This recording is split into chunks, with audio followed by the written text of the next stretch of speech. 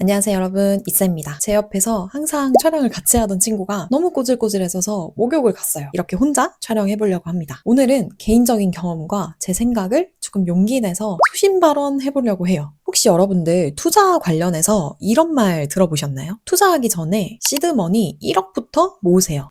저는 정말 많이 들었어요. 그런데 저는 1억은커녕 1000만 원도 없던 상태에서 그냥 시작했습니다. 2018년 당시 26살이었던 저는 모아둔 800만 원으로 주식 투자를 시작했어요. 가진 건 무식과 용기 그 두 가지 뿐이었기 때문에 당연히 시작하자마자 200만 원을 잃었습니다. 당시에 한 달치 월급을 거의 통째로 날린 수준이었어요. 그리고 나서 바로 정신을 차렸더라면 좋았겠지만 그 뒤로도 진짜 엄청나게 화려한 경력들을 쌓으면서 실수하고 배우고 또 실수를 반복하는 그 20대를 보냈습니다. 실패담은 진짜 너무 많아서 따로 영상을 만들어 올게요. 당시에는 진짜 많이 고통스러웠는데 남편과 함께 이제 30대 초중반이 된 지금 그 20대 때 작은 돈으로 경험한 그 실수들이 지금의 자산을 만드는데 진짜 큰 밑거름이 됐더라고요. 왜 시드머니 모으는 것에 집착하기보다 하루라도 빨리 투자를 시작하는 게 나은지 개인적인 생각을 솔직하게 말씀드릴게요.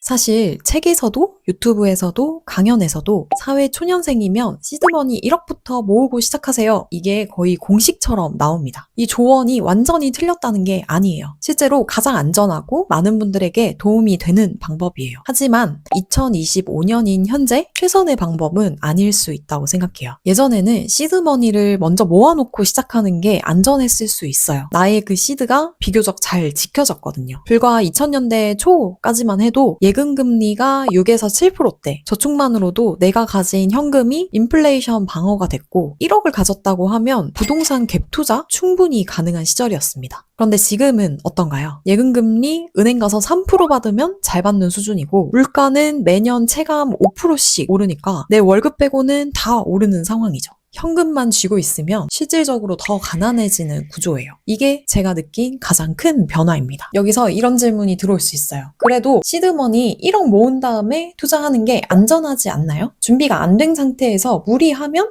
당연히 위험합니다. 근데 또 한편으로는 제 경험상 내 돈이 실제로 시장에 들어가 있으니까 훨씬 더 진지하게 더 제가 몰입해서 공부를 하게 되더라고요. 부자가 되고자 하는 의지로 이 영상을 보고 계신 여러분들이라면 저보다 더 현명하게 시작하실 거고요. 주변 친구들 중에서 시드머니 모으는 데만 몇 년을 쓰고 막상 모으고 나니까 이제 투자는 어떻게 하지? 하면서 뒤늦게 조급해져서 실수하는 경우들이 꽤 많습니다. 이제 30대가 되니까 그런 친구들이 보이기 시작해요. 반면에 저처럼 일찍 시작했던 친구들은 작은 돈으로 실수도 해보고 수익도 내보면서 30대에 이미 자신만의 투자 스타일을 확립하더라고요. 그리고 하나 더, 시드머니를 모으라고 강조하는 가장 큰 이유 중에 하나가 바로 소비 습관을 개선할 수 있다는 겁니다. 그런데 오히려 저는 반대였어요. 투자를 시작하고 나서 소비가 더 급격하게 줄었거든요. 제가 처음 주식하면서 200만 원 잃었다고 했잖아요. 진짜 엄청 큰 충격과 스트레스로 다가왔어요. 처음 투자를 해봤으니 당연하죠. 그래서 뭔가를 사고 싶을 때마다 파랗게 도배된 제 증권 계좌가 제일 먼저 떠오르면서 이게 진짜 나한테 필요한 물건인지 최소한 한두 번은 더 고민했던 기억이 있어요. 투자를 일찍 시작한 덕에 그리고 일찍부터 그런 레슨비를 치룬 탓에 강제로 절약하는 법을 배웠습니다. 그렇다고 돈을 잃으라는 말은 아니에요, 여러분. 반대로 수익이 난다고 해도 돈 굴리는 재미가 생겨서 자연스럽게 절약하게 됩니다. 저도 갓 취업하고 나서는 가지고 싶은 게 너무 많은 거예요. 결혼식에서 막 친구들이 메고 오는 뭐 입생로랑 가방, 인스타에서 언니들이 막 착용한 에르메스 벨트. 당시에는 그런 게 왜 그렇게 갖고 싶었나 모르겠어요. 이쎄, 너는 원래 무력이 없지 않냐? 라고 하는 친구들이 종종 있는데 갖고 싶은 게 없는 사람이 세상에 어디 있겠어요. 저 역시도 무력이 있는 사람이었습니다. 대신 부자가 돼야겠다는 욕망이 더 컸기 때문에 그런 소비 충동이 생길 때마다 증권 앱에 들어가서 나스닥 ETF 한 주라도 샀어요. 당시에 제가 소비 충동을 막을 수 있는 유일한 방법이었던 것 같아요. 그러면 또 이상하게도 무력이 조금은 해소가 되더라고요. 아직 공감이 안 가시는 분들이 있다면 투자를 시작해보거나 투자를 조금만 더 해보세요. 명품백이나 비싼 운동화보다 미국의 빅테크 주식을 많이 갖고 있는 게 더 힙해 보이는 자산가의 시선을 갖게 되실 겁니다. 앞서 말씀드렸던 이유들 외에도 제가 진짜 하루라도 더 빨리 대학생 때 투자 시작할 걸 후회하는 3가지 이유 정리해서 말씀드릴게요.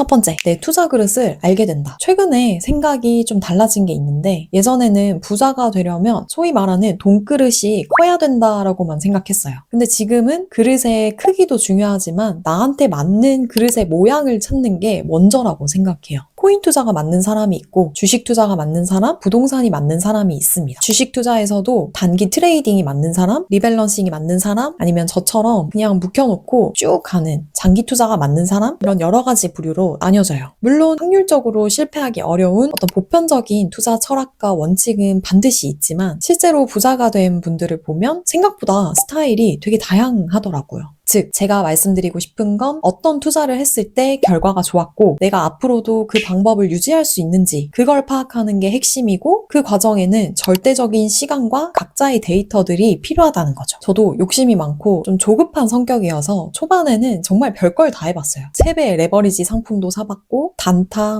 알트코인, 심지어 잘 모르실 텐데 P2P 투자라는 것까지 진짜 많이도 경험했습니다. 돈을 허공에 뿌리는 그런 경험이었지만 결국 지나서 보니까 그 시간들이 저에게 맞는 그릇을 실험하기 위한 과정이었더라고요. 내가 만든 그릇이 내 성향에 안 맞아. 난 이걸 평생 지속할 수 없어. 라고 생각해서 그 그릇들을 부숴버리고 새로 만들 수 있었어요. 하지만 그릇에 어느 정도 물이 찬 상태에서 제가 그걸 깨달았다면 깨트리기 쉽지 않았을 것 같아요. 시드 1억만 생각하며 저축하는 동안 이미 투자를 시작한 다른 사람들은 자기의 그릇을 시험하고 있을 겁니다. 깨지고 붙이고 다시 또 만드는 그 과정에서 진짜 자신에게 맞는 그릇의 모양을 알아가고 있을 거예요. 두 번째, 투자 근력과 고통 내성이 생긴다. 저는 투자를 시작하고 나서 한동안 시장이 계속 우상향이었어요. 근데 2020년 다들 아시는 것처럼 코로나 쇼크로 한두 달 사이에 주식이 단기에 정말 폭락을 했습니다. 책을 통해서 많이 공부를 해왔으니까 대중과 반대로 행동해야 한다. 떨어질 때가 기회다. 라고 수도 없이 배웠지만 막상 실제로 개별 종목들이 하루에 막 10%씩, 20%씩 폭락하는 걸 보니까 무섭더라고요. 미친 듯이 떨어지는 시장에서 용기 있게 진입하기에는 당시 저는 투자 근력이 약했던 것 같아요. 그래서 참다가 보유하던 주식 일부를 팔았는데 바로 기가 막히게 V자 반등하는 거예요. 그리고 2021년 언제 그랬냐는 듯이 코로나 버블을 타고 주식은 가파르게 올랐습니다. 아무리 이론으로 공부를 해도 직접 시장에서 큰 파동과 사이클들을 겪어보지 않는 이상 기회를 잡기엔 어려울 수 있구나. 그리고 20대에 비교적 적은 돈으로 이걸 알게 돼서 정말 다행이었어요. 만약 당시의 폭락장을 늦은 나이에 투자한 지 얼마 안 돼서 처음 겪었다면 가진 게 상대적으로 많기 때문에 그걸 지키기 위해서 더 큰 기회를 포기했을 것 같습니다. 역시 주식은 나랑 안 맞아 하면서 증권 앱부터 지웠겠죠. 그래서 조심스러운 의견이지만 젊을 때의 하락장은 상처가 아니라 백신이라고 생각합니다. 실전에서 두드려 맞으면서 투자 근력을 키운 덕분에 코로나 다음 하락장이었던 2022년 1년 내내 하락하는 장에서도 버틸 수 있었고 끝내 시장을 떠나지 않을 수 있었어요. 그때는 조금 근력이 생긴 상태였으니까요. 셋째, 나만의 투자 원칙을 세울 수 있다. 처음 투자 시작할 때 저만 모르는 뭔가 숨겨진 답안지가 있는 줄 알았어요. 근데 요즘 느끼는 건 투자에 100% 정답은 없다는 겁니다. 대신에 나한테 맞는 원칙 같은 건 있더라고요. 이걸 찾기 위해서도 일찍 시작해야 합니다. 아까 제 화려한 경력들 들으셨죠? 그런 과정들을 거쳐서 저 또한 이제는 최소한의 원칙 같은 게 생겼어요. 첫 번째, 월급의 일정 비율은 증권사 계좌로 바로 이체한다. 꾸준히 적립식 매수를 합니다. 두 번째, 단타는 하지 않아요. 제가 잘 못하는 걸 너무 잘 알거든요. 그래서 개별 주식은 몇 년간 보유한다는 생각으로 매수합니다. 세 번째, 레버리지 상품 절대 안 사요. 상방 대비 하방이 너무 큰 종목은 하지 않습니다. 대신 대출은 현명하게 활용합니다. 기회를 기다렸다가 적절한 타이밍, 요즘 같은 때가 오면 씁니다. 이거 누가 가르쳐준 게 아니라 직접 부딪히면서 제가 배웠던 결과예요. 만약 늦게 시작했다면 지금쯤 아직도 어떤 게 나한테 맞는 방식일까 시행착오 중이었을 거예요. 여기서 이런 질문을 하시는 분들 있을 것 같아요. 그럼 빨리 시작하면 무조건 성공하나요? 아니요. 절대 오해하지 마세요. 빨리 돈 번다는 게 아니라 빨리 배울 수 있다는 겁니다. 투자에서 한 번도 안 잃은 사람? 저는 이때까지 본 적이 없어요. 투자에는 항상 손실 위험이 따릅니다. 근데 제 생각엔 어차피 배우는 과정에서 어차피 실수를 할 거라면 적게 잃을 때 하는 게 낫지 않을까 싶은 거죠. 물론 이건 개인의 선택이고 본인의 상황에 맞게 판단하셔야 합니다.